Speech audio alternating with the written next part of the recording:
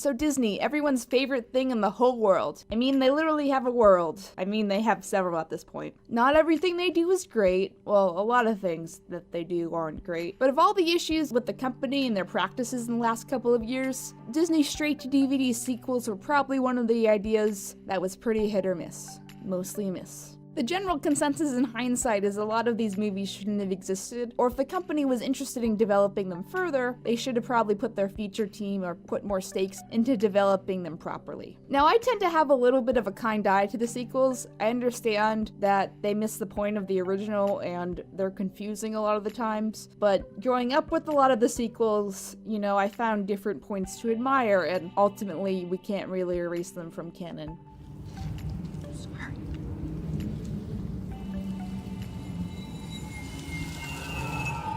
I tried to base this list on a couple of things: expanding the world to help emphasize aspects of the original movie, or character development for specific characters that wasn't there and proved thanks for the time of a whole movie to fill. And this is essentially that list. Not a best to worst list, but looking at different plot elements and see what works and what serves the original movies the best. So without further ado, the top 10 Disney sequels that actually have a point.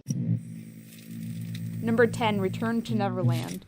So we're gonna see a lot of children retaking the parents' role on this list, or just the sequels in general. I don't know why that's just such a trope, it's just a shipping trope, but with things like Descendants, and more Descendants, and more Descendants, I guess this is where our brain naturally goes, and who can be remiss that my brain went there too when I was a little tyke of a child. But at least Return to Neverland, had some points as far as, the World War II setting and finding hope and despair and, that stuff. It also had a lot of theatrical presence going on. You could tell the crew really cared about this one as far as what was going on. The story itself is kind of harmless enough, when people aren't mistaking Jane for Wendy and, vice versa, except Wendy's all grown up now. But Captain Hook is still funny. I don't know why there's an octopus in this movie. Can someone explain that to me, please?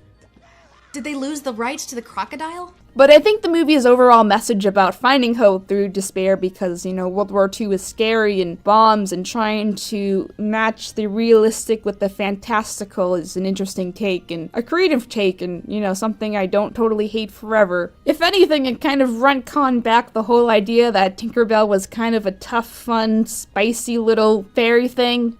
I don't get how the fairy movies work, because they totally just changed Tinkerbell's personality. Is anyone going to explain this to me? The plot itself is actually kind of cute and creative. In Jane's whole character arc, she has a character arc of refining her childhood self and believing in magic, I think is a good moral lesson. Number 9, The Lion King 2, Simba's Pride. On the top of this list is The Lion King 2. People seem to remember this movie well, and I guess it's harmless enough. Its biggest problem is it has a lot of issues that don't really seem to exist in the original. I don't remember any fighting enemy lions in the original movie, but I guess they were just hiding in the background. There are broad strokes in continuity in the Lion Guard TV show, that they try to honor some of the aspects that were present in the sequels, but in other ways they just kind of made things a lot worse. Thanks, Lion Guard. Things get more confusing with Zero the Lioness involved, and if you take into the account the Broadway song, when Scar is considering Nala as his mate, Zero's existence would make that issue null and void. And don't try to say they came along after Simba came into power, if Zero has at least a couple of Scar babies, allegedly, except the one that matters, so we don't do any incest. I was kind of hoping for some sort of acknowledgement of Zero in the new live-action film, but nah, didn't get it. This all gets confusing really fast. It seems like they just pulled this plot out of nowhere, because that's what they did. It says a lot when the creative team, halfway through the production process, realized that Simba's child and Scar's child would be related. I mean, did they watch the original movie? What? It's not like it's only mentioned once either. There's a whole scene where Mufasa and Scar being related is significant to the emotional weight of the story. Long live the king. But of all the odd changes that kind of make the setup of this awkward, the biggest and best expansion for the original movie is probably Simba himself. The Little Mermaid 2 almost made this list because of all the useless things it does. At the very least, it developed Ariel's character to have some sense of responsibility and maturity, even though she messes that up pretty easily and wrongly. Seriously, I love The Little Mermaid, flaws and all, but the sequel is pretty trash for many reasons. Simba's character development I think is more sufficient in his sequel than Ariel's because it's a big part of his character struggle in the original film, and therefore is more impactful in making the plot more organic. Sure, Ariel makes some bad decisions, but more of the conflict is Melanie being an idiot and driving the plot forward. Simba's whole character arc is that he isn't sure if he could face his past and live up to Mufasa's legacy. We don't really get to see much of his reign as king in the original. We did kind of just assume he would do a good job, right? It's no use. I'll never be the king my father was.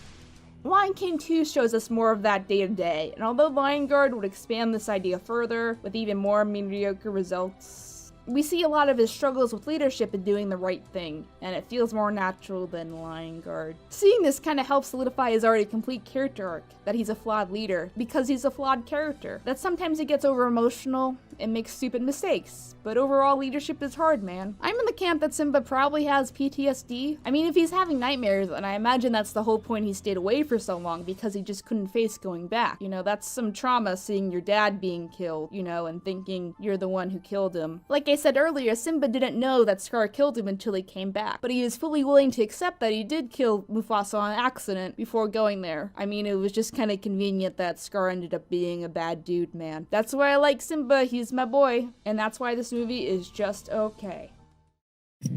Number 8, 101 Dalmatians 2, Patch's London Adventure.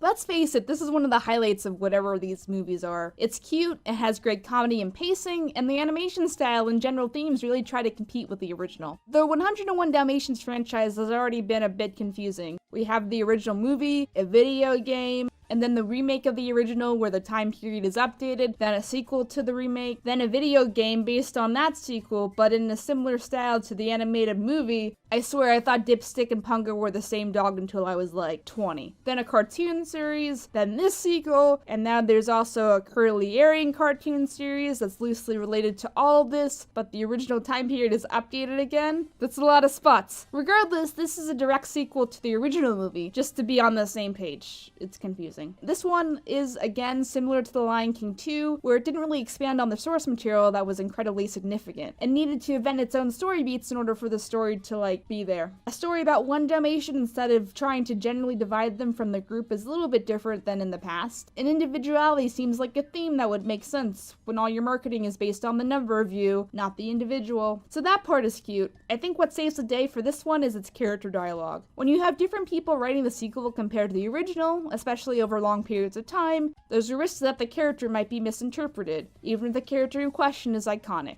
I'm not saying the Illumination Grinch is bad, but if you have to make a stretch to make the Grinch song work for your Grinch film, then that's not a good thing. Here, although Cruella is not as much of a focus as the title character, she does get some fun dialogue and subplot, and it's funny. Don't forget Jason Alexander, dog, the star of the show. We've signed a 1-year contract with you, but at this point, I think it's best if we both go our separate ways.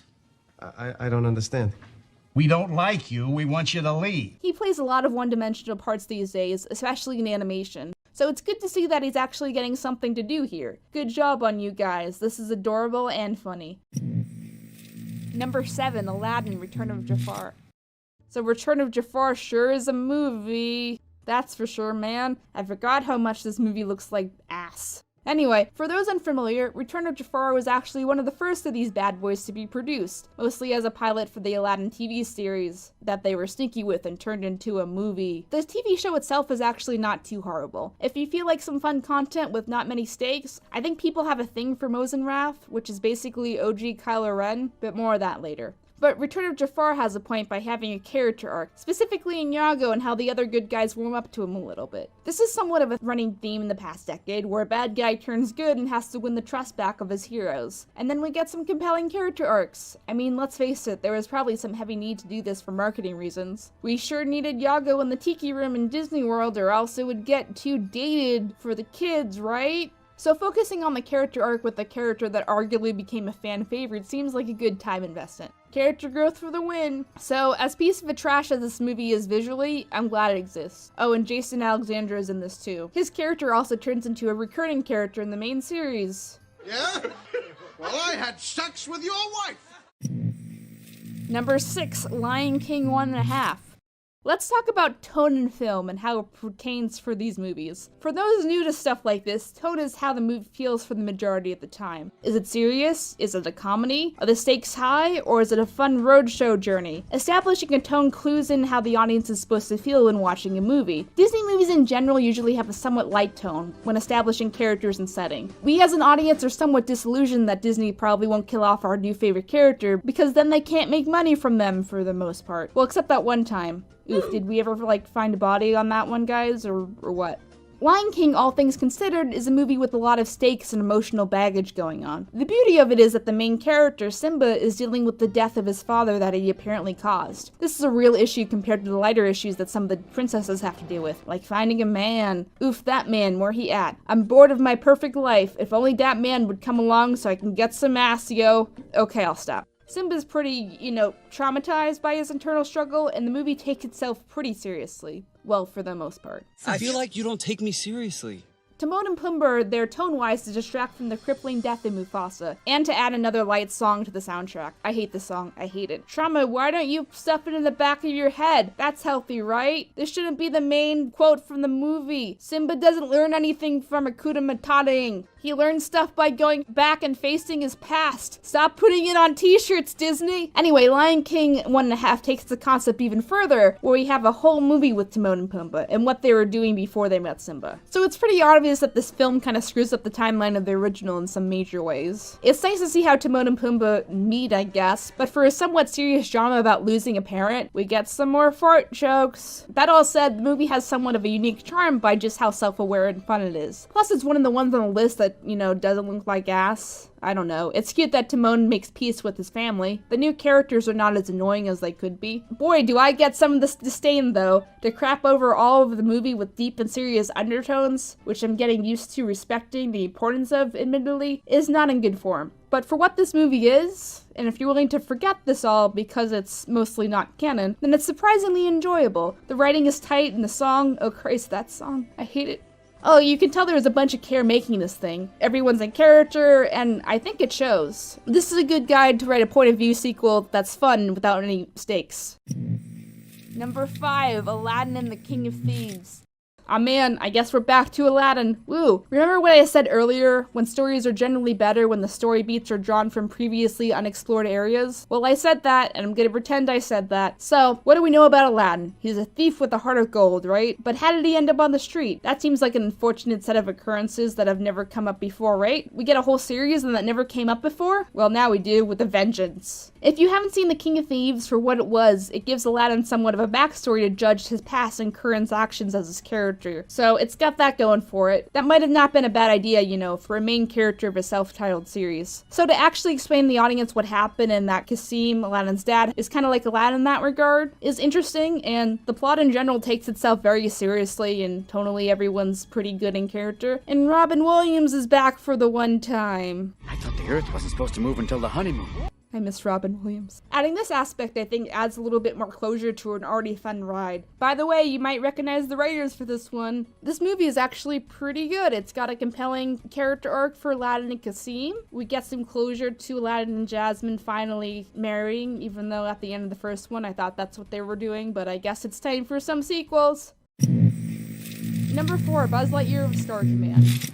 Well, this one's kind of odd. Usually how things work is the vast array of toys are made a little bit before or after a movie comes out, but when your franchise exists around a fictional universe with fictional toys, what exactly is the source material? I guess the short answer is it doesn't really matter all that much for a buddy comedy about some plastic. Personification, what's that? Regardless, having this, the audience has some background to what exactly a Starfleet is, besides just some random words yelled at us to initially isolate us from this character. It's like world building for a world we never knew existed on some level, but now in exists, answering those natural questions for natural character building again. We do know that our Buzz doesn't exactly have to be like franchise Buzz, right? All Buzzes can be different, just like all toys can be different. The movie itself is kind of like predictable but harmless enough. I am entertained they got Tim Allen to come back again, only to be replaced by Mr. Barkin in the series. Got something better to do, Tim Allen? You gotta be in Santa Claus 4.5 looking for a snow plot? Thanks, Tim Allen. From the producers of Air Bud, Possum with a Puck, and High School Musical 4, College is Disappointing, comes a fun-filled movie for the whole family. Christmas is in danger yet again from the most evil enemy of all, global warming. It's up to Santa and his whole team to find the magic politicians and the magic snow to save Christmas and the world. Featuring 90s stars Mary-Kate and Ashley Olsen, and that other guy from Home Improvement that no one remembers. Tim Allen is, again, looking for a snow plot. Number 3, Ariel's Beginnings. This movie, I think, deserves better than what it actually got. Of all the Little Mermaid edition materials, this film addresses the big elephant in the room. What exactly happened to Ariel's mother? Well, it heavily implies it, but it's not going to show like a mermaid being crushed to death, you know, for kids. But the conflict of this plot actually influences Triton decisions making in the original. There's just got to be some reason why he's so overtly racist, right? He's like extra racist. That's racist. This movie also gets extra points for not shying away from the subject matter for the most part. With the exception of The Lion King, I don't think death is really explicitly stated. We're getting better at it, but we just don't say die as much as we need to in children's media, I think. I also think there's a lot of people that just forget how fun and self-aware this film is. Or look at that beautiful animation for a Disney sequel. Have you guys seen any of that and stuff? The main downfall of this film is that the main plot is just kind of nonsensical. What, you ban all the music together because it triggers you, Jim Cummings Triton? That doesn't seem logical. Please go to fish therapy. No fun allowed here. Besides that, I think the film gives some emotional depth to some of the decisions and tensions of the original film, and I appreciate. Number 2, Cinderella 3. I have to admit is gaining some traction in recent years as just surprisingly being good. A general consensus about some of the older Disney canon films is that they don't focus on character development nearly as much as they should. Sure, aesthetically the films can be beautiful, but many of the non-princess films don't seem to be remembered as fondly. Cinderella 3 actively changes old and new storytelling by making its cast active in both the reactions with each other and their eventual endings. In the original, and heck, even the 2015 remake, which I like by the way, much of the luck has to do with Fairy Godmother showing up and being like, I got you. So to switch things up and make the cast want to build on their relationships with each other, and making Cinderella a strong, independent woman is refreshing. Plus, this movie gets some bonus points for being self-aware. I mean, come on, this humor. I forbid you to take another step down these stairs! Okay. So I'm not saying all the time, or most of the time, but sometimes sequels can add elements to the originals when the originals in question are lacking. Speaking of which... Number 1, Bambi 2. So do you guys, remember Bambi? Really? Besides the whole mother thing, which is actually worse than The Lion King, really, there's not really a plot here. Don't get me wrong, there's some beautiful animation, but Bambi as a film is a string of events that thinly build on each other. Bambi is a relaxing and harmless movie, but I think if it was released to a modern audience today, people would find it boring. We'd get reviews like, gee golly, the animation sure is pretty, but nothing really happened in this movie besides some cute animal fluff. Heck, we don't find out that the Prince of the Forest is Bambi's father until we needed to. I guess that's the twist that had some build-up, but no payoff. So having this film to retcon that relationship that is particularly built up in the original film's final is not only filling, but well-warranted. It's surprisingly honest and defines a relationship between two characters that desperately needed to be defined, to not only enrich the source material, but to also allow plot and thematic elements to make sense. It's honest with what it wants to be, its reactions between Bambi and his father, and it develops these characters in a really real way that, most people I think can relate to. Try to watch some of the original ending without seeing Bambi 2 and kind of question if it makes sense or not. I swear I promise, Bambi 2 is actually better than Bambi 1 because it has real character conflict and growth in it, and I like it. It's sweet and adorable, and you should watch it if you haven't seen it. It's on Disney+. Go watch it. Anyway, this was a kind of different video. I hope you enjoy. Please leave a comment to let me know if you like this kind of thing or we need to do something else in the future or whatever.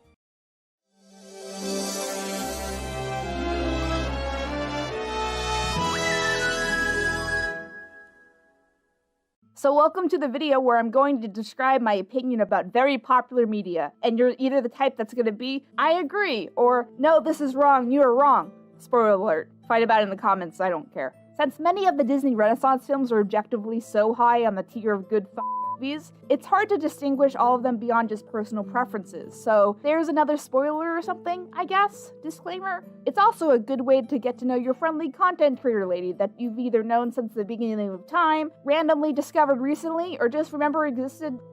Subscribe. Pocahontas. I'll poke your Honest. I mean serious video, sorry. This is probably the one where everyone said, sure, Jeffrey Katzenberg, sure. This is a great idea, having a historical protagonist and romanticizing the horrible events that happened in our life to make an unconvincing narrative that confuses generations for several years. What could possibly go wrong? Beauty and the Trail of Tears, or as it's known in the American localized version, Pocahontas. From a more business perspective, adapting historical sources in a way that isn't accurate undermines the whole point of historical characters. I think that's the big advantage that Avatar had, the blue people one, by taking the concept and turning it into an original story. I mean, that's a whole different thing, as the characters don't really have a lot of personality compared to the spectacle they are in. Maybe we're getting too meta about this real fast, I'm not sure. The only thing I know is I don't remember any of the actual characters in the Avatar movie. There's Girl Avatar and Guy Avatar, and then there's Unobtainium. I don't know, don't ask an artist about chemistry unless it's Breaking Bad related. I'm not sure why Disney is continually trying to push this though. It seems to be a little less in our faces with the turn of the century, but also because of the things that people already like. And then Frozen. I mean, have you seen the costume for Radcliffe? It gives me nightmares. Polka without hunters! All that being said, it's definitely a pretty film, and some parts can be really enjoyable. I'm kind of sad to say that Radcliffe or Thomas are probably the characters that get the most development. When the villain and minor characters get more screen time, then there might be a problem with your movie. The sequel at least fleshes these things out a little bit more and is kind of enjoyable. Plus the animation doesn't look like hot garbage, so there's that. Expectations, what are those? Oh, look at that, they replaced Mel Gibson with his brother. You look like a on heat, and if you get raped by a pack, it'll be your fault. Ah, don't be anti-Semitic.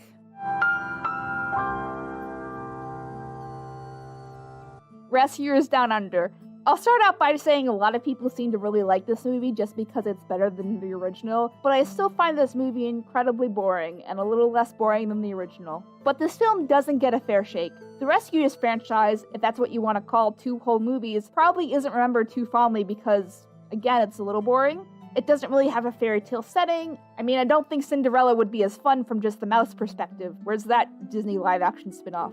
I mean, they did try that, but I don't think it worked out that well. Don't watch Cinderella 2, guys. It's bad.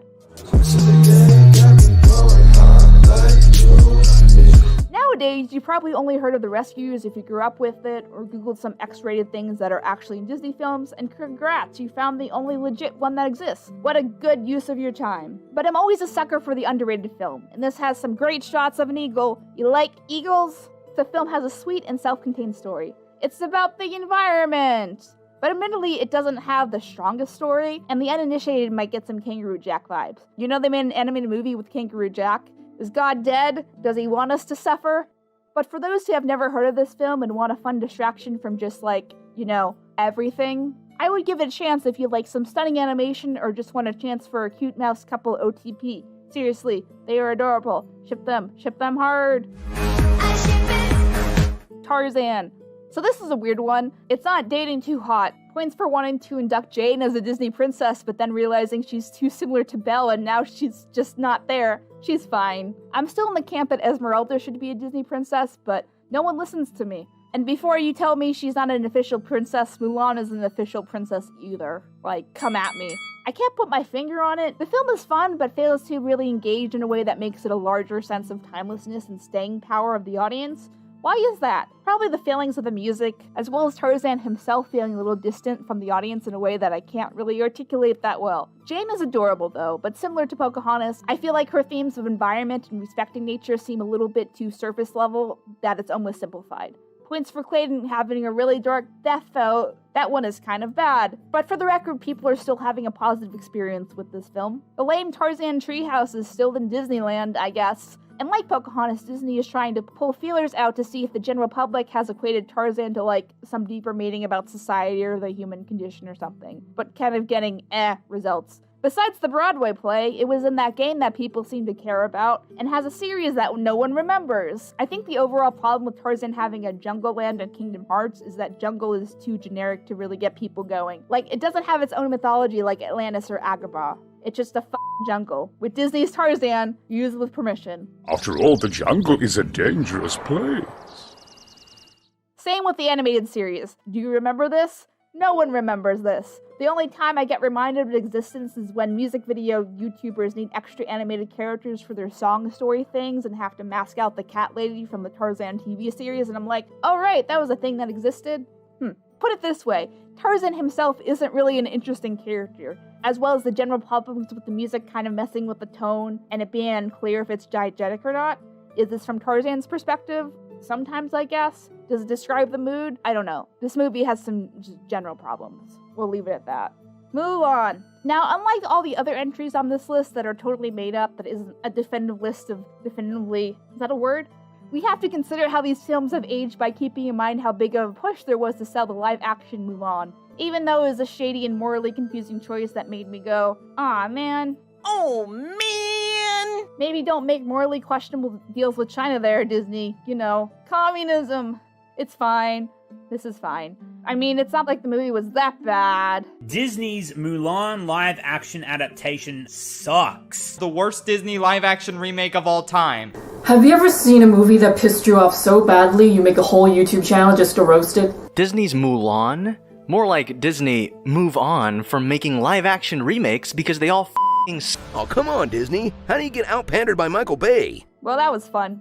This probably shouldn't have gotten approved. Regardless, people seem to really appreciate the tone of the original movie. Even though it is pretty westernized in humor and has a lot of other things, the tone of the film seems to have been a loving, empathetic tone to its characters. And like Simba, Mulan's problems are bigger than just finding a breeding partner. I mean, the breeding partner thing is kind of like an added bonus. I mean, when you're going to an all-exclusive boy camp full of naked boys, you might just like one if you're assumed straight. And I know it's not said that often, but this courtship is kind of awkward and weird. Like, for half of the movie, Shang thinks that Mulan is a guy, which is fine. It doesn't matter, but there's just some confusion about what's going on pacing-wise. Does Mulan have a crush on Shang as the movie progresses? Do they both develop a crush on each other after the gender reveal? It's hard to really break down these parts of their character development because we kind of have to guess at certain points about what's happening. And that is the part which I don't think people talk about enough. I always interpreted as Shang crushing on her after she saves him from the avalanche. Just my point of view, I guess. Yeah, well, you know, that's just like,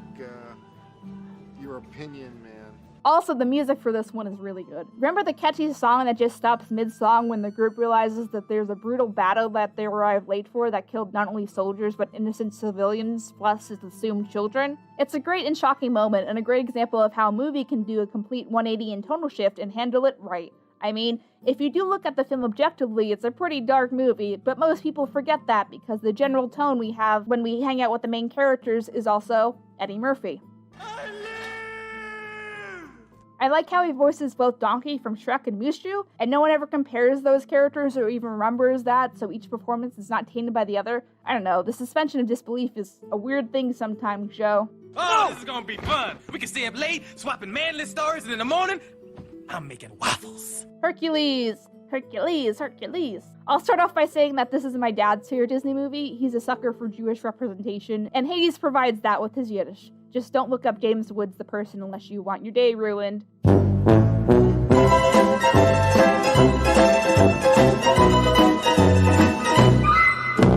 Even for you, that's cold. Out of all the Disney films that seem to have a nostalgic effect despite the kind of problematic plot, this is probably on the list. I mean, millennials love this movie, which you can kind of pick up with the slow rise of young adult themed merch around the film, and now we have a new Meg doll. We got a whole bunch of specially targeted merch. I mean, this movie is enjoying a prominent rise to relevance as time goes on, probably based on the likability of the cast and the fact that their crazy big prophecy plot is the thing that is affecting most of the bad guy's actions and not his whole evilness thing. Good job, movie. Now let's get back to the plot. This plot is so messy, let me tell you. We get a prophecy that depends on specific events happening. It consists of a super weird montage of a rise to fame, but parodied in a new age Greek style or something. A lot of gods are generally clueless about what's going on Earth, even though they're like gods. It has a lot of weird and specific references to Rocky, of all things, and the characters don't really shine or grow much as characters and don't really have their own arcs. Mank has the most significant character arc out of all the mains, but Hercules doesn't really change that much in his own movie. I would argue he does, but that's just my opinion. Like, the concept of a real hero is more defined for the sake of the audience and the theme of the film than for Hercules himself. Hades as a villain is probably the nicest villain out there. I mean, he's only a villain due to the circumstances of the stupid Destiny plot or whatever. Go watch Lindsay's video if you want a more in-depth dissection, but of all the things to come out of this film, people still love Hades to the point that he's added to the most generic Disney villains merchandise, and he appears in a whole bunch of Disney media. And I will be the first to say I do have the PC Hercules game and it is awesome. Look it up if you're curious. My dad actually had to email Disney Interactive in like 1998 because we couldn't figure out how to beat the Centaur level, and I'm getting off track. James Woods always comes back, by the way. Every single time. I mean, he can play Hades better than anyone else. What can I say? You might not want to have lunch with a villain like Scar, who gaslights children, but Hades seems kind of fun. Not gonna lie. Did you know there was a whole awkward change myself for the girl episode in the House of Mouse with Hades as the guy and Maleficent as the girl he wants to impress? What other villain couples can hold and entertain a whole audience for a children's series and still be entertaining? I low-key think Disney is trying to find a way to reinvent these characters for a different and better scenario, and it's working. Another thing to consider is this was the frontrunner for Treasure Planet. This was the movie to prove that Mustard and Clements could be trusted with their own precious little baby project, and for the studio to invest in their success. Aladdin! Aladdin is probably best described as a basic movie structure featuring a protagonist character arc movie, and also a little bit of a ripoff of The Thief and the Cobbler with an actual better story. That just sounds like Aladdin with extra steps! I think that why we or you like to go back and watch internet reviews pick apart these movies is when they are generally at a ripe consuming age, we don't really notice or understand these character arcs until later. We just blindly watch the movie and don't really think about it. So the movie goes like this. Character is an outcast in some way, character is shown to be good-hearted, character wants thing, character lies to keep thing, blows up in face, character makes big action in order to make up for thing, noted growth, and character does thing villain would never do. That being said, Aladdin overall probably has the strongest lore and even out characters. In a lot of ways, Jasmine is the antithesis of Ariel, refusing to marry a man she doesn't know, doesn't take anyone's shit, while Ariel has to hide her shit until it's too late, actively plays a role in her own story, and adapts quickly to being outside her comfort zone, while Ariel's whole thing is, not doing that. Womp. The whole Aladdin franchise has probably the strongest addition to its main canon, even though our standards in animation are pretty low. But it's like focusing on character arcs and developing from the original story is like a good idea or something, instead of just having the equivalent of a filler TV episode. The series also gives Jasmine and some of the other characters a chance to be independent and show some of their qualities. Also, points that cast, the main Aladdin cast, minus the obvious rest in peace legend, always comes back for everything and is generally good sports about whatever Disney throws at them. From obscure PC games to bad casting joke in Full House. There's the lamp seller and Princess Jasmine. Steve! To the obvious House of Mouse, to Jonathan Freeman, the voice of Jafar, reprising his role for the Broadway show. I think that's a really neat fact here. Good sports. Beauty and the Beast.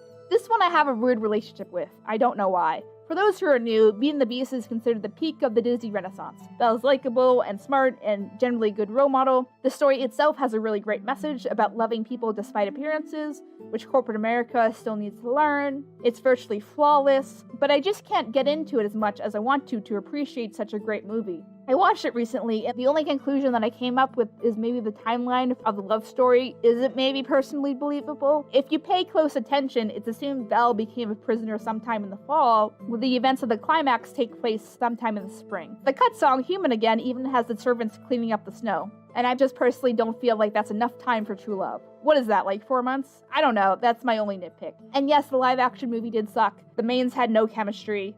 I never thanked you for saving my life. Well, I never thanked you for not leaving me to be eaten by wolves.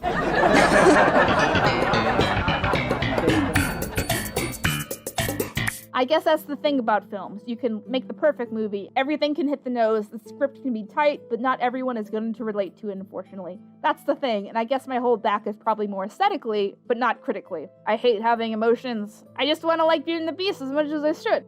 You're going to love me! The Hunchback of Notre Dame.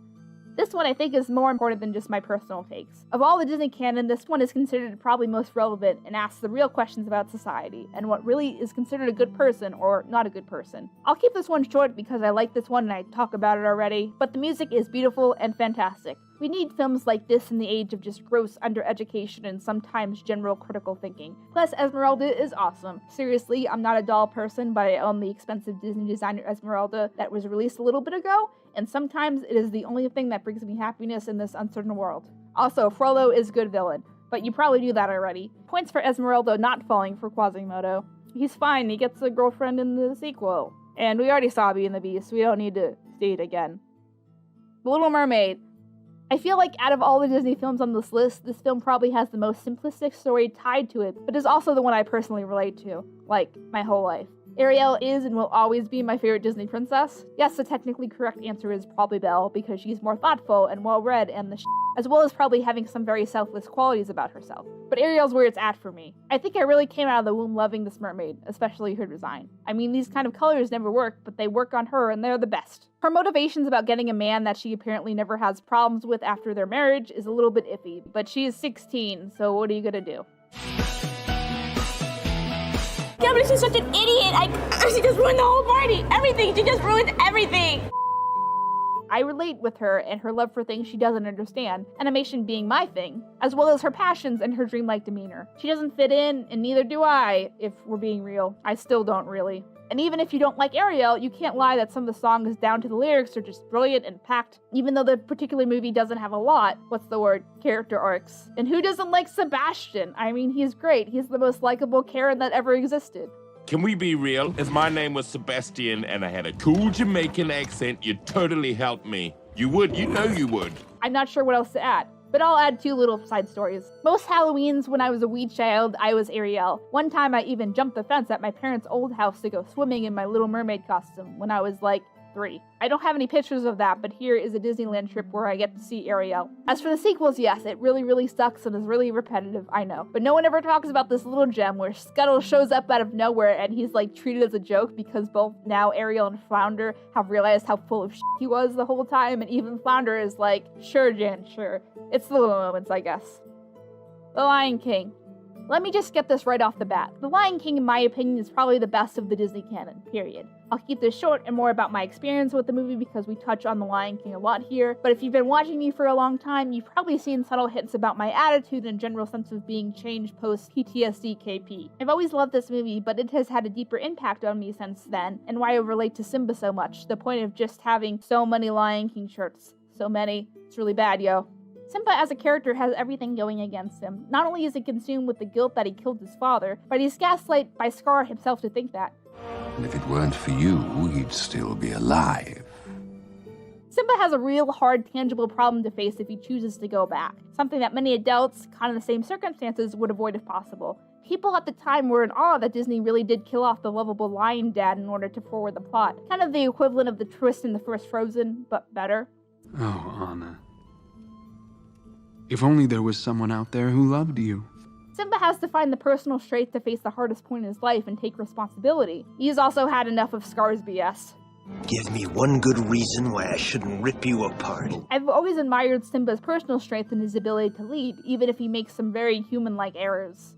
Exile! Simba is my PTSD spirit animal. He's affected by it, but he doesn't let it get in the way of responsibilities. The other part of the film I've noticed is how certain scenes develop the characters even after the opening scene. The Mufasa and Scar scene displays their relationship and how, even though Mufasa doesn't like Scar's attitude, he doesn't seem as a threat, which turns out he is one. Sorry, Mufasa. It was at this moment that he knew.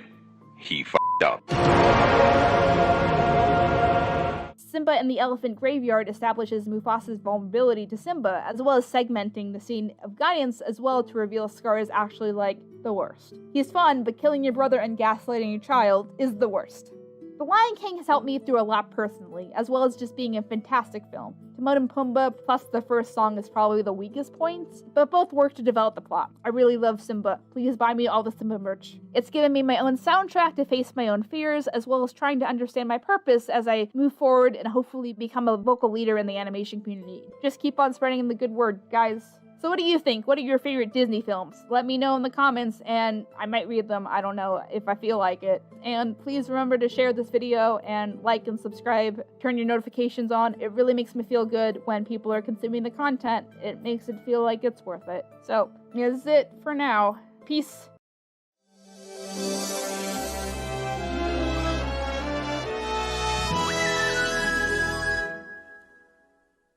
So let's talk about the Haunted Mansion and the idea of ghosts in our media. Are you gonna ruin the Haunted Mansion now? Don't you know that Disneyland is the only thing I have left in this horrid world? Mickey Mouse clears the skin and cures my depression, and also Disneyland was the last place I could go that makes me happy! Going into this, it's important to remember the distinction between fictional perceptions of ghosts and ghost encounters based on real people and events. We'll go into the actual Haunted Mansion in a second. For those who don't know, the Haunted Mansion is one of the classic, original Disneyland park rides, part of Walt Disney's own personal vision for the park, even though it wasn't there when the park was open. We'll get to that. Along with rides like Splash Mountain, the Matterhorn, It's a Small World, and more, for those who care about the legacy at the park, this is a must-do. Ironically, despite the fear of his own death, death as a macabre subject was something Disney himself explored both in his early works and his interest in preserving his own legacy. Inspired by the post-Civil War South, and the Winchester Mystery House in San Jose, California, the ride itself is basically a tour of a haunted mansion itself, and what I personally admire about the ride is its sense of creativity, and how elaborate it is. After you finish the main portion of the waiting line that wraps around the whole house, you enter a long hallway stretching room that is actually disguised elevator. A similar trick is used in Rise of the Resistance in Disneyland, which is jaw-dropping, by the way. There are subtle changes in the macabre setting. For example, how the paintings of the room actually stretch down in the elevator to reveal the actual setting of the portraits to be in more dire circumstances than previously discovered. If you like The Nightmare Before Christmas, the ride is all lit up and they add some fancy 3D animation all over the ride, which we touched on a little bit in our Treasure Planet video. The ride also features dancing ghosts, a fortune teller, a graveyard, and more spooky aspects all over the place. Also, yes, the ride is a popular and real place people throw their relatives' remains. Thinking about the consistency of ground-up bone, think about sand. I doubt the fancy industry vacuum machines that the park uses have gotten every last grain of ground-up human bone ever. Think about that next time you go to Disneyland. You're welcome. And thank you! The Haunted Mansion affects not only movies that are out today, but was also affected by movies that were out when the ride was being planned. Elements can be seen from movies like the 1946 French adaptation of Beauty and the Beast, for example, in things like enchanted marble busts that come to life, or sconces holding torches lighting the way, both things that are seen inside the attraction and in this French classic. Another example being in the Corridor of Doors, right before Madame Leota's scene, various haunted doors could be seen knocking on themselves mysteriously and ghostily, is an influence taken from the movie House on Haunted Hill, which you all may recognize as The Haunting of Hill House. This is a 1959 American campy supernatural horror film though, not the Netflix series. There are other films that had a more direct influence on the Haunted Mansion, like 20,000 Leagues Under the Sea, where you can see Captain Nemo's organ from the movie inside the ballroom at Disneyland, or maybe even a certain Victorian chair from a certain Eddie Murphy movie, sitting up in the attic collecting dust. The ride is amazing at setting the scene, just like a movie would be, thanks to the Omnimover ride system. As opposed to a walk-through attraction or sort of a pretzel dark ride like Snow White's Scary Adventures where you can look at all angles all the time, the Omnimover system in the Haunted Mansion is able to go at a very precise speed and angle you towards certain scenes, almost like your eyes are the camera in the set of a movie. This of course helps the ride build tension and play off visual gags better than most other Disneyland rides. There are a couple of other Disney rides that do feature the Omnimover, like the Little Mermaid Ariel's Undersea Adventure at California Adventure and the Magic Kingdom, or the upcoming Guardians of the Galaxy Cosmic Rewind at Epcot, which is an Omnicoaster. Very excited to see what that ends up being. I'm getting sidetracked though. So yes, the Haunted Mansion does influence movies and pop culture, but it also has taken its influence from different parts of movies and pop culture. So the next time you're in New Orleans Square, take a look at certain scenes in the ride and compare them to what is used in filmmaking. Odds are they'll be eerily similar. What is also interesting about the ride itself that I find personally interesting is that the haunted house sits in the middle of the happiest place on Earth. And for a park that is all about embracing life, I don't know. I find this funny and kind of ironic. So what can be wrong about a fun, Americanized themed style of death? Maybe it's the portrayal of some of these real-life haunted houses and the ideas that they inspire. Let me get into that. So, is portraying ghosts so much in the media, especially aimed at children, both emotionally healthy and a respectful way to remember the dead? The Haunted Mansion and other rides like it are all fictional, based on our own perceptions of death. But what about ideas that apply to real places of tragedy? There's this double standard that the human dead give us a lot of uneasy feelings and creepy vibes. And sometimes that kind of history is easy for people to extort and make a profit out of or gain something out of. You go spend $50 on a ghost tour, it's fine. Who cares if this person died tragically? It's fine. Now we've already talked about how death itself is handled in animation, but not so much its after effects, and why animation sometimes itself is more watered down in general than much of the depiction of death and dying than, say, film or whatever episode of Law & Order you're watching. Dun dun! There's my Law & Order impression. Law & Order is a character now.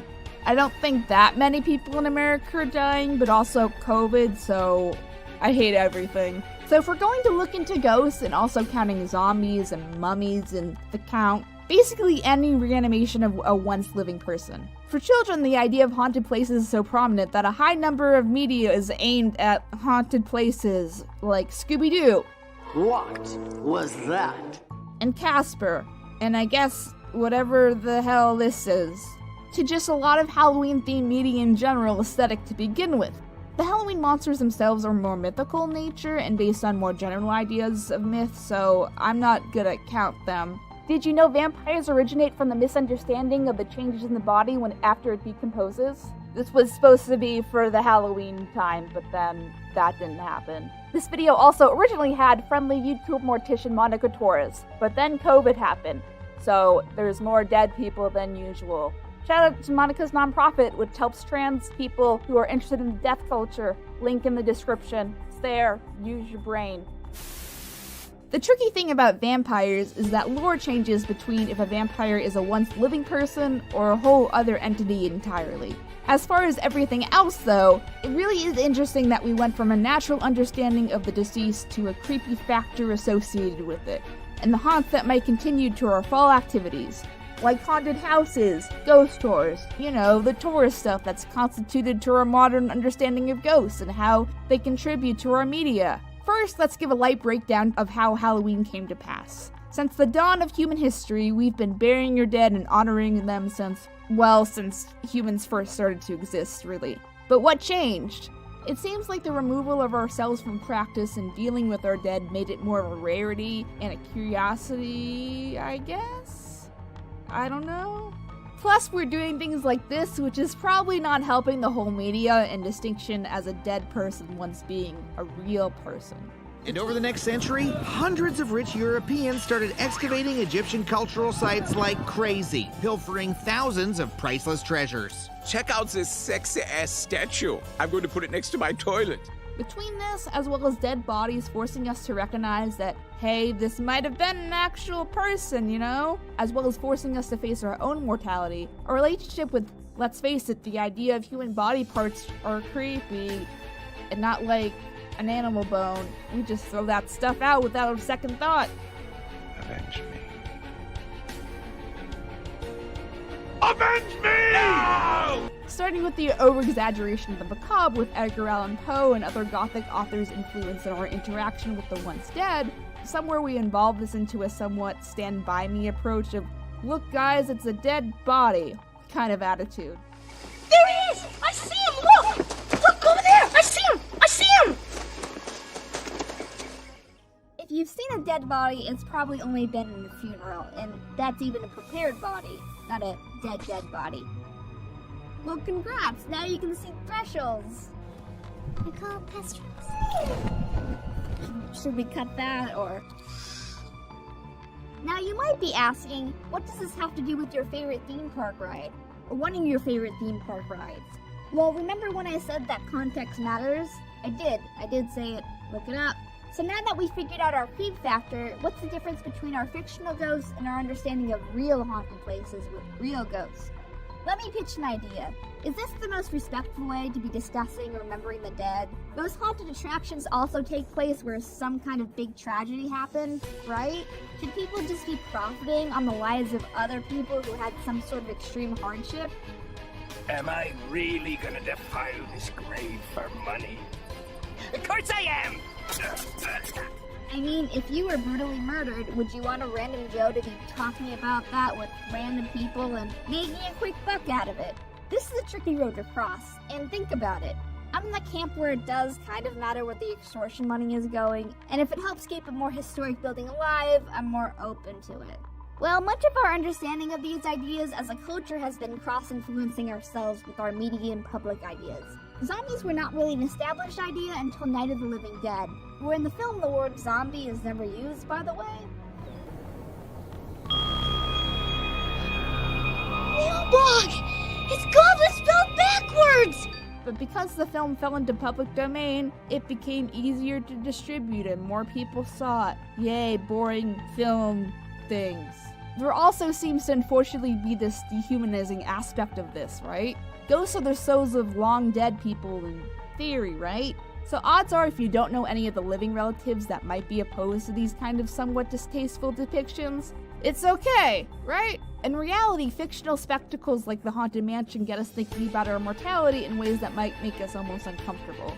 I hope with the rise of more general education of the hardships of history's past, we as a society can have a more empathetic eye to some of the places that really have inspired other attractions like the Haunted Mansion.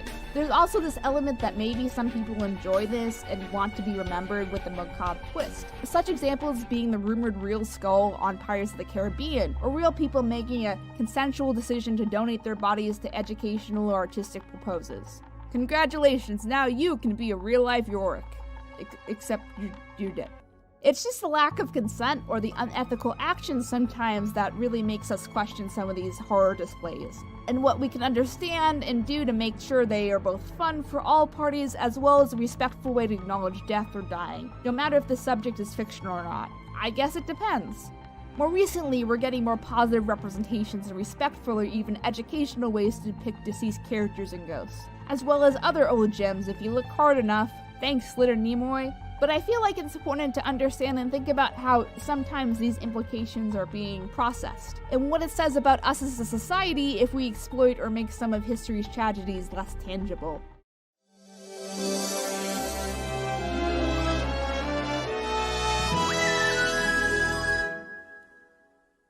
So is Hunchback of Notre Dame one of the best movies ever, and people don't seem to remember it? Why? Why? Why? I have a feeling I know what it's about. It's about Disney and marketing and all that other bullshit. Do you ever think about how the more financially successful a movie is, it's remembered better, and the ones that aren't are never seen from again? I'm not saying that this is a biased system, but sometimes how much money a movie makes doesn't establish how well the public remember it long term. Sometimes it's right.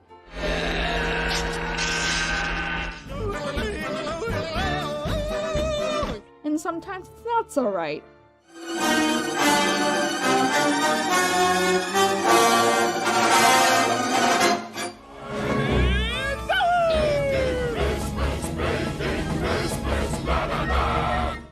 And it's not that Hunchback failed, but it didn't do amazingly. Plus, Disney allegedly wanted to distance themselves from the religious themes, which makes me question why they made a movie with highly religious themes in the first place, I guess. And that's a real shame, because this movie is an important one. It's a great understanding of character depth, and just how a movie doesn't have to be limited by a rating to tell a deeply smart and empowering story. In the Disney version, that is. The book itself is a little bit... The main point is how much buildings in general are important and need to be preserved, and now that's not really a problem anymore, thanks to historical preservation. I know Hunchback has been kind of a hot topic lately, but I wanted to use this time to discuss why this movie should be remembered, even now, and focus on the actual film. Although the film has its flaws... What are you saying exactly? We'll get to them later. I think it should be a classic up there with princess movies and The Lion King. Lion King was awesome, but so is this movie. It's amazing, and I think it's fair for analysis of this film to get to the bottom of it and hopefully help you see what I'm seeing in it, because I promise I'm not too biased. In the original novel, Notre Dame de Paris is the protagonist, not Quasimodo, and things are different. Let's compare and contrast the differences, shall we? Quasimodo is deaf and a little hard to understand, not this guy. Esmeralda is kind but also kind of an idiot because she's in love with Phoebus, but Phoebus just kind of wants a boner. What did you say? Don't say it again. No, I'm serious. Frollo is probably more similar to his book counterpart, but I guess his interpretation is a little bit more intense for a Disney film. Gotta love imagery. The point in this comparison is to interpret what Disney did differently in their adaptation and how I think it makes the story better. As already stated in other sources, there are some other themes that have been added as Hollywood has expanded on the meaning of what Hunchback really means without Notre Dame itself. But the other characters, I think, are expanded in ways that make the story much more genuine, I think. Particularly this guy. I'm Phoebus. It means sun god. In the film, he sure is attracted to Esmeralda among the other guys. What a woman! But the lady play a part of his personality, or lack of there, is pretty much omitted. Instead, he's a soldier of the law, and even though ends up going rogue in order to do the right thing, regardless of Esmeralda. Good job, Phoebus. This is also alluded to the Broadway play soundtrack, which is still the best thing ever and you should all listen to it and cry, but it keeps in mind the nature that is established in the movie, and even heightens the stakes by going into more of Phoebus' backstory pre-play or pre-movie or pre-story, whatever, and paints him as a battlefield-stricken soldier who never ever wants to go back to the battlefield. Air filled with a stench of bodies in a trench. Whoever pays the most, I call my liege. Summoned here to Paris, now I'm far away from battle, from clotting blood and rotting wounds of dead and dying men. I will never go back again. This makes the stand he makes to Frollo all the more selfish. Again, good job, Phoebus. Gold star. 10 out of 10. Esmeralda herself has turned to a 16-year-old to a legal hottie. I mean, her character. Yes, that. She's turned from a young, kind of naive girl who has a crush on someone she couldn't get to someone who represents equality and justice. Esmeralda's character seems to be the one that's drastically changed, although other interpretation seems to help with that. I think that's why she's such an important character, and she doesn't need to be. She's the one that all three guys are attracted to. She needs to be someone that doesn't let that attention get to her head, but someone that stands up for the greater good. Silence! Justice! Her originally being turned off by Phoebus is kind of a slap to the face of her original characterization, as well as establishing that she's a pretty damn strong, independent woman. Frollo is probably most similar to his book counterpart again, but what comes across clear is what makes him one of, the most powerful and evil Disney villains ever, is that he doesn't know what he's doing is evil. He has a hierarchical view of just because he's a man of the church. It's a testament to what can distract and use to define. He refuses to accept any other worldview than the one he has. Similar people have used money and power to do the same. Already, it's not like these characters are better than the book, they're just different. But what makes a good character? The implied depth that the movie versus book counterparts make just seem like they're more mature, rounded people. They don't just want to bone others, they're not attracted to people for just looks. And that's something both Disney and society has been pushing for the last 20 years. It makes sense why these changes are made, but to capture a modern audience as well as to add a little more depth and selflessness to their characters is good. We have to take the focus from the actual monument to the physical characters that are likable. The film itself also offers another level of really powerful stuff that makes it work. Let's talk about the music, because the music for this film is probably one of the best parts of the film. It's Alan Menken's and Steven Schwartz's best score ever. Fight me. Honestly, the music for me does make this one of the more powerful Disney movies, as it has some real lessons about love and acceptance and the friend zone, unfortunately. So let's talk about the movie's messages. The core of what makes the film work is just how genuine the film tries to teach us these lessons about intolerance. While trying not to get too political, there seems to be a clear struggle between the gypsies and the church. And for all the preachers, gypsies seem to be hard to understand. I think that's why the scene was added, to show the varying sides of each issue. What do they have against people who are different anyway? But these characters really embody how maturity should work. The simple fact that Esmeralda can be friends with Quasi is just a big step to show her character, and Quasi himself to show no disdain that she ain't all about that. Everyone is just so selfless for the greater good for each other, except Frollo, because, And I know you hate the gargoyles, everyone hates the gargoyles, stop bitching about it, but can I possibly make a suggestion that maybe possibly they aren't that bad? Please don't hate me. I get it, totally they are just the worst. I'm losing to a bird! In a serious movie about really important themes, and there's just the guy from Steinfeld, what? Damn it! I think the peak of this is their song, which is corny and, doesn't make any goddamn sense. But in other ways, they establish just how lonely Quasimodo is. I mean, discounting that I guess they turn out to be magic or some shit in the Disney direct-to-DVD sequel because that was established. We don't talk about the sequel. But let's take this quote from Laverne. Life's not a spectator sport. If watching is all you're gonna do, then you're gonna watch your life go by without you.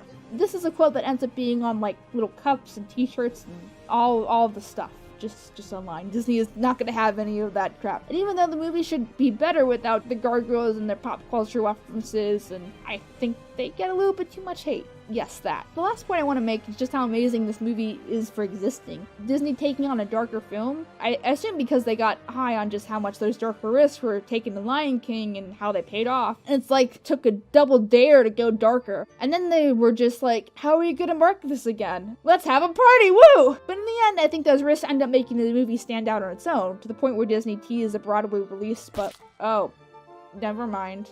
God damn it. But its culture impact seems to be growing, just like I hope will happen with another movie. But with all that's going on in the world right now, having a movie that genuinely teaches lessons about opening to different viewpoints and acceptances despite the ones we have, and the dangers of being stuck in a place of misunderstanding can lead to a villain isn't like such a bad thing, if you think about it. That's all I'm gonna say. So anyway, this is a different video. If you like it, please comment, subscribe, support, share it, tweet it. I don't give a shit. Whatever you want to do. I appreciate whatever. And we publish videos and we make videos every week for your convenience, whether you're horsing or not. So, yeah.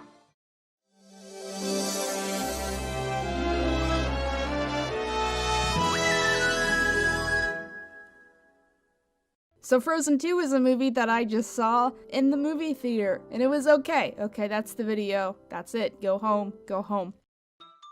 And that's all, folks, except it's not.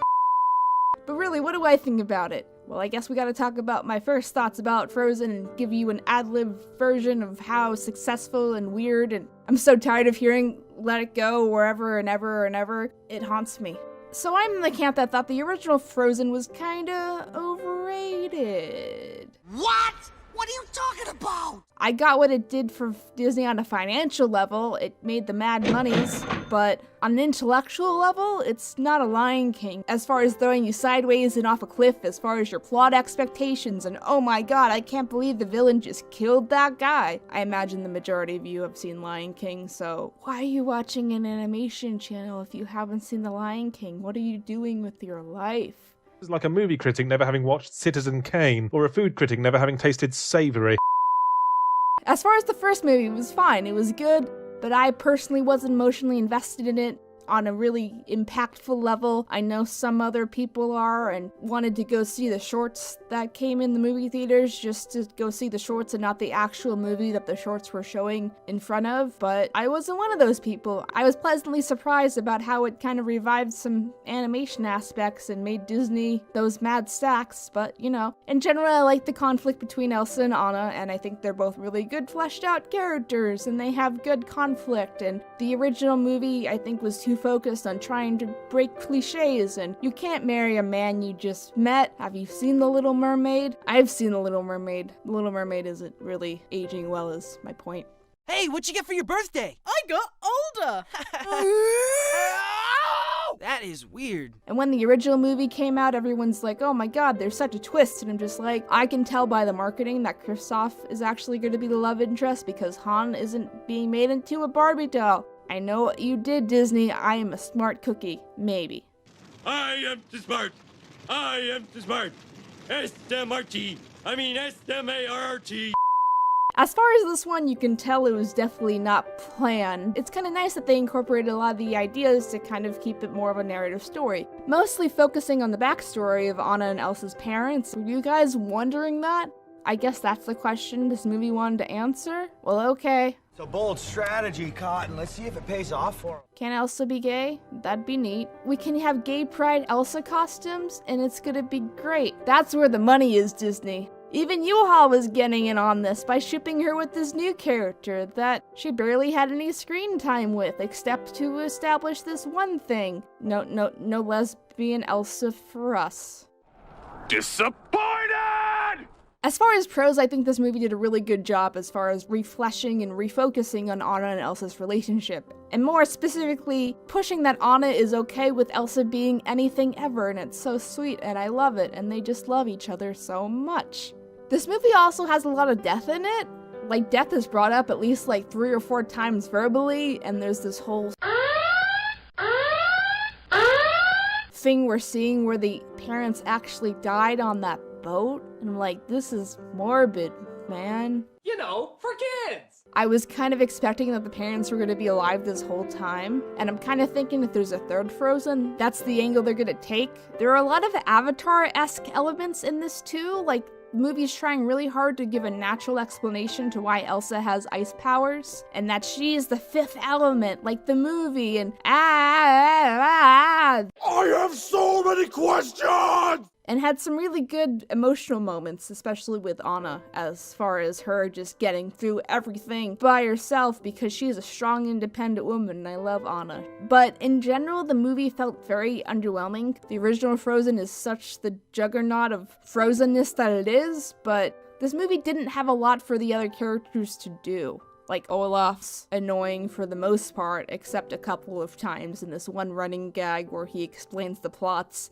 very bluntly, and I love it. And Kristoff is just kind of cut out of the movie halfway through because he has one subplot, and that's all they could think to do with him. Guy who tries to propose but always gets stopped, which, as we all know, is a fresh and riveting role for a character to have in a movie. I love it how the new character writer has more in common with him, and they bond. I was half expecting that Kristoff was going to be revealed to be from this village the entire time, because of how much he has in common with the native people that were in touch with the spirits, but he doesn't have anything to do. This movie's like, screw that. He only has boy ballads to sing, which are also super funny. Jonathan Groff is required by law to sing in every movie ever from now on. Good job. But it depends kind of what you're going into this movie for. If you're going into it for the plot of Elsa and Anna and their reestablishing character development, then this movie should be pretty good for you because it's full of sweet moments like that. If you're going in for Olaf, which I imagine some people are because there's like a crap ton of Olaf merchandise everywhere, then you probably will be a little disappointed that the movie doesn't really give him anything to do except have this kind of weird concept about what is age. I'm a philosopher, Olaf, and I'm like,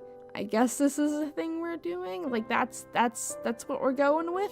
I kind of like naive Olaf a little better. I personally like Elsa's arc in this movie, even though it's kind of confusing. This whole mythology isn't really explained as clearly as I would like. Why does Elsa choose to stay? What is she gaining by being in the woods specifically? Except just kind of being around the other elements. If she is immortal, how does that work if she's the 5th element? And it was nice that this movie also didn't have like a straight up villain. The villain was a villain, but issue was kind of already pre-established, which is good. If they had another twist villain, I swear to God, I would be angry. But in general, besides all that, I was pleasantly surprised, even though it does feel a little underwhelming, and they're not sure what direction they want to go with it, and it's definitely not the first movie, and a lot of the characters don't have anything to do, but the new characters are kind of fun. That general is like my favorite new character, because he's just so sweet, and he's interacting with Olaf's story, and Olaf's story is the best part of the movie, but the actual mythology is a little bit confusedly explained, and some of the subplots with the other characters felt pretty underwhelming, so it's like an okay movie. I still recommend going to see it. I enjoyed a good chunk out of the songs. They're not amazing, but a lot of them are fun. The opening song is probably my favorite right now, and then Elsa's Show Yourself is also pretty great and sad, and I love it, but I don't know. It just didn't feel like Toy Story 3 levels of this movie deserves to exist. This movie's like, hey, I'm here whether you like me or not, and I'm like, okay? But it's definitely not the worst movie ever. Maybe like a 7 out of 10, if something like that. That'll do, pig. That'll do. It doesn't hurt to see, definitely, but as long as you know there's expectations and know that Kristoff and Ola don't really have anything to do, and Elsa's gonna follow this voice that potentially might turn into trouble, then it's fine. It's a good movie. If you like the trolls though, they're barely in this, so sorry. Boo, I'm a grown adult talking about Frozen 2. And that's all, folks, except it's not time for the ending gag. How about this? New game. Everybody get Bob. What? That's right. Each time anyone hits Bob with a balloon, they get $50 off their rent. And Bob gets $50 added. You calling me a peanut, huh? I'll go right up your nose. Whoa, whoa, whoa! You wouldn't hit a woman. Who? That's a woman? Hey everyone, thanks so much for watching. If you like what you saw, please remember to leave a comment and share this with a friend or 2 or 5. Click here to subscribe, we really appreciate it. Click here to check out the main collaborator for this video. Click here to check out our video playlist for this video, where you might find similar videos that hopefully you like and enjoy. There's also a credit scroll here, where you can check out all the other awesome contributors. All their info is in the description. That's all I gotta say, KP away!